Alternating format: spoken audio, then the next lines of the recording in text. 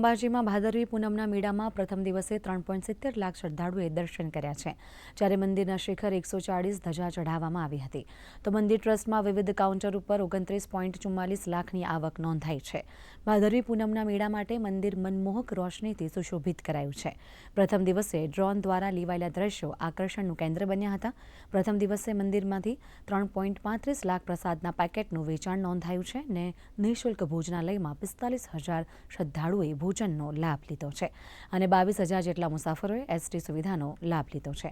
આ મેળો સ્વચ્છતા એ જ સેવાની થીમ ઉપર યોજાઈ રહ્યો છે, ત્યારે અંબાજી શહેરમાં સફાઈ માટે 1500 જેટલા સફાઈ કામદારો મૂકવામાં આવ્યા છે.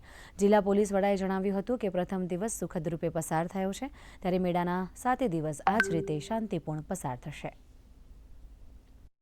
પ્રથમ દિવસની જો વાત કરીએ તો અંદાજિત 3,70,000 જેટલા માઈ ભક્તોએ મા જગદંબાના ચરણોમાં પોતાનું શીશ ઝુકાવ્યું છે. સાથોસાથ અંદાજિત 3,35,000 જેટલા પ્રસાદના પેકેટનું વિતરણ પણ કરવામાં આવ્યું છે. 45,000 જેટલા માઈ ભક્તોએ ટ્રસ્ટ દ્વારા જે નિઃશુલ્ક ભોજન કેન્દ્રો ચલાવવામાં આવે છે તેનો પણ લાભ લીધો છે. આ ઉપરાંત 22,000 જેટલા માઈ ભક્તોએ એસટી બસની જે મુસાફરી છે એનો પણ લાભ લીધેલો છે.